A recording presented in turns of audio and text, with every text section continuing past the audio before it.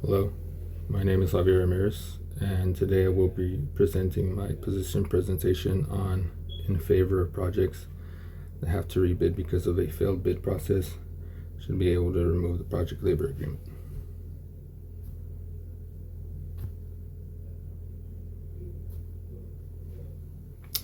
First of all, I'd like to give a little description as to what a project labor agreement is. A PLA is a pre-hire collective bargaining agreement. These agreements involved owners and laborers from organizations and or union workers.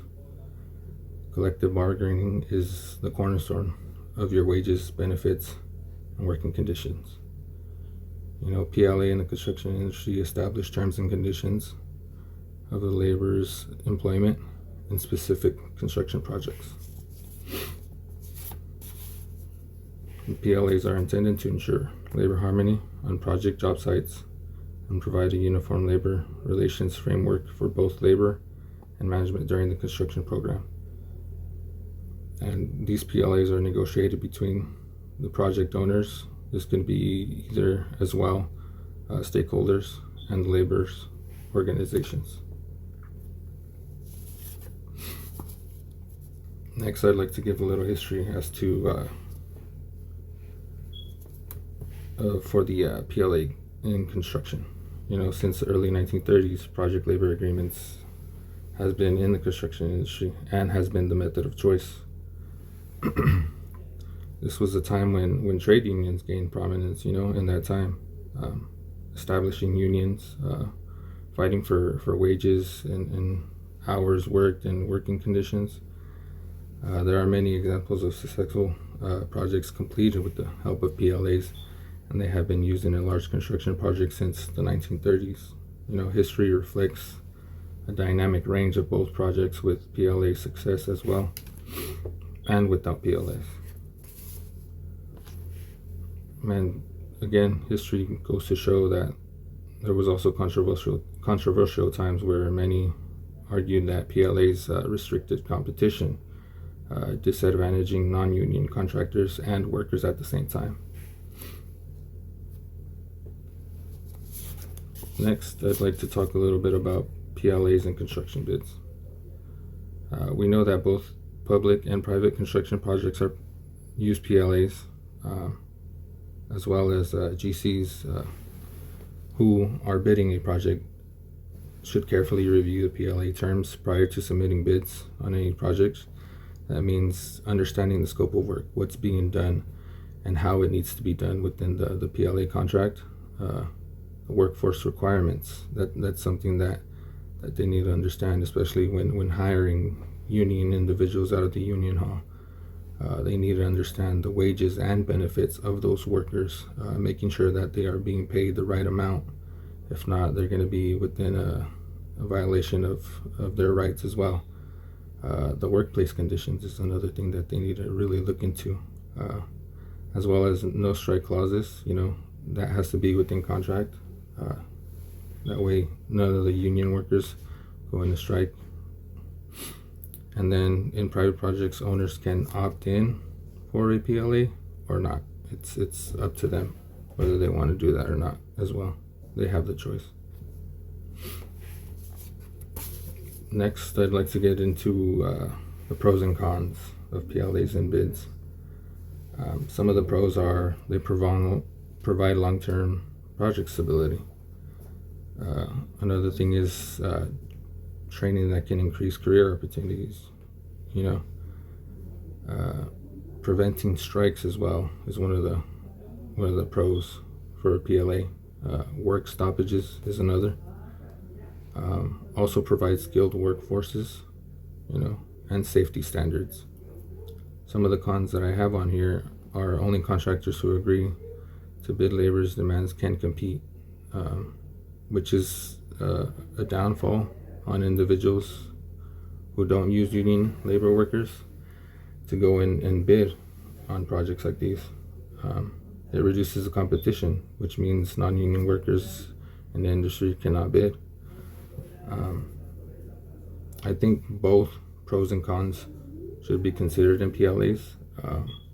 because it really is diminishing on the other side of the other individuals who don't use them and do not go towards union workers. It really diminishes the contractor's perspective. And then another con I have here is PLAs, they almost always require that workers are hired from the union halls, leaving skilled merit shop workers without work. And here I have an example as to how it benefits removing the PLA from the bid. I'd like to put myself in a fabricated scenario as a GC owner, going into the industry, being able to bid on projects like these. It'd benefit me a lot more to bid it, especially having it rebid and remove that PLA. I can then come in as a GC, bid at a lower price, and possibly win the award with my bid proposal. Not only does it benefit me, but it benefits non-union workers. Like I described before, they get to come in and work on projects like these. And apart from benefiting the workers, it benefits the owner and the stakeholders. You know, we can come in at a lower price than other big companies come in at a higher price.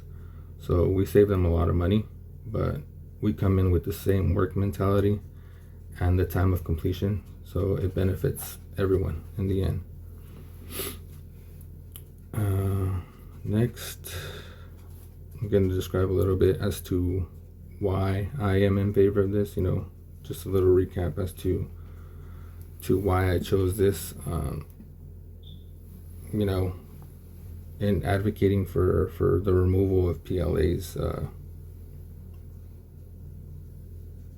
because of a failed bid project, it opens the door for more competition. You know, the AEC industry is a big industry, and there are companies out there who cannot bid projects due to the fact that it requires PLAs within the contract.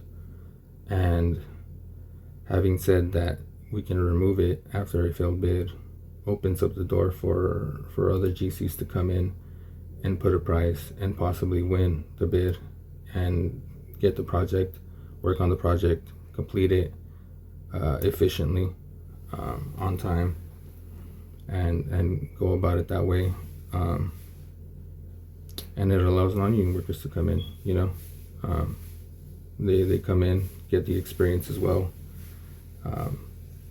get the knowledge of it, and it helps out the whole industry, I think, as a whole, with that removal of the PLA. And I think every bid should not provide a PLA. It should be an option. That way other GCs can come in, bid on it, and make it a competition. You know, that's what construction is. You know, make it a competition within companies. That way we can see, okay, who's not only the skilled one within the work, but who also is the skilled one within putting a bid proposal together. And that is why I'm in favor of removal of the PLAs in bids. And before I wrap it up, I'd like to show a little slide of all the references I used during this presentation. And thank you for your time.